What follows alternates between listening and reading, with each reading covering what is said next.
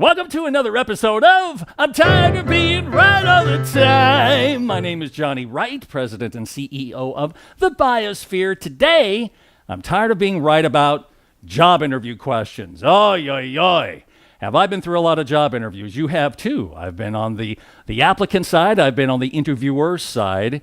It is really hard to cut through this sort of the how we insulate ourselves, how we present ourselves in an interview situation. Not just the applicant, but the owner too. We're all on our best behavior, supposedly. There are some exceptions to that. It's kind of like a first date, all right? So that's okay. We're not hiring the person who shows up for the interview. We're hiring the vision of the person we see 3 months after they're hired, 6 months after they're hired. Because there's who we are on paper, that's the resume. There's who we are in a phone interview. There's who we are in an in-person interview. There's who we are the day we're hired. There's who we are 9 months later. Those are all different people living in the same noggin.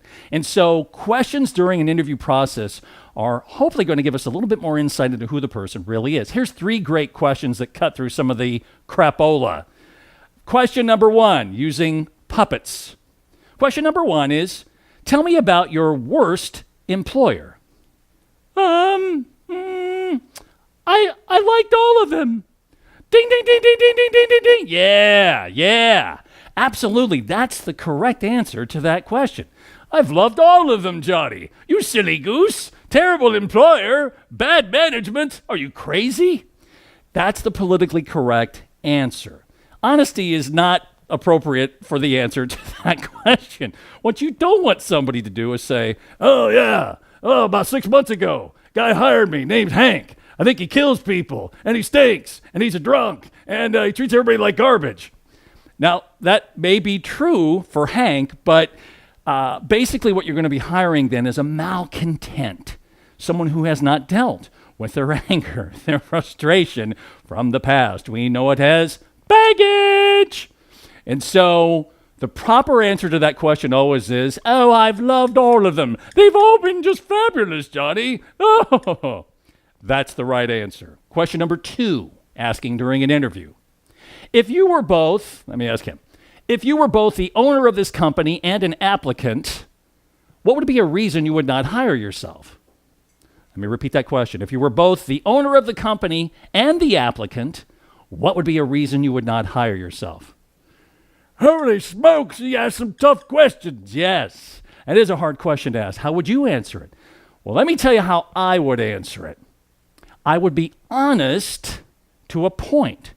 For example, if I got asked that question in an interview, I would say, a reason I may not hire myself is that if this job requires a tremendous amount of organization, I'm not always so organized. I'm a very creative guy. I'm very right-brained. I really had to work on being organized, and I do a pretty good job of it, but I'm certainly not perfect. It gives the person asking the question nowhere to go if you're humble, somewhat apologetic about that element. Yeah, it gives them a chance to walk towards you and say, okay, it sounds like Johnny's working on that part of himself. All right? But that's a hard question. That's why I love it. You'll get all kinds of responses. And maybe the best answer is, I would hire myself no matter what. Maybe that's the right answer. You figure out what you think is the best answer. Question number 3, I love this one the best of all. I will ask a person, hey, tell me about a favorite object from your childhood. Maybe it was a collectible. Maybe it was cars, it was dollies, it was a baseball glove. Maybe you had a pet, a bicycle. And so these two are thinking about it. Let me think. I love that question because, first of all, does someone look at their childhood in that way? Do they reminisce? Do they think back? And was it a happy childhood? Some people who don't have happy childhoods may struggle to come up with that answer. It doesn't disqualify them.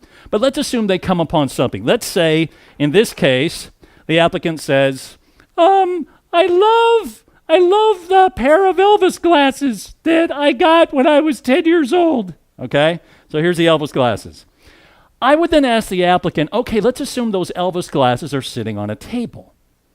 On a table in front of us right now. Now, the person may still own this object. A dog, the dog's probably dead, but a bicycle, dolly, whatever, a collectible.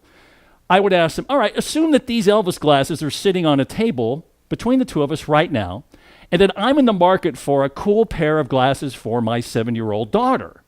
Sell me the glasses. Wow. This guy asked really tough questions. Yeah, tell me.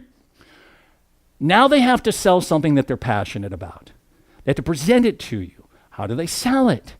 Are they passionate about it? Do they describe the features and benefits? Do they ask you questions? What is your son or daughter looking for? Those are great selling questions.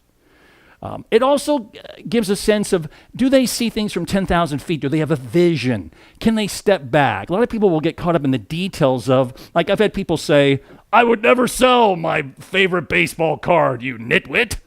It's not really the point. The point is, can you imagine yourself selling it for this exercise? So 3 great questions, 3 tough questions. We've got dozens of others we ask applicants during interview processes. I'd love to share some of those with you and help you with the interview process. Yay, yay, yay, yay, yay. Go to our website, thebuyosphere.com. Check out my YouTube channel. I'm tired of being right all the time. Until next time, I'm tired of being right all the time.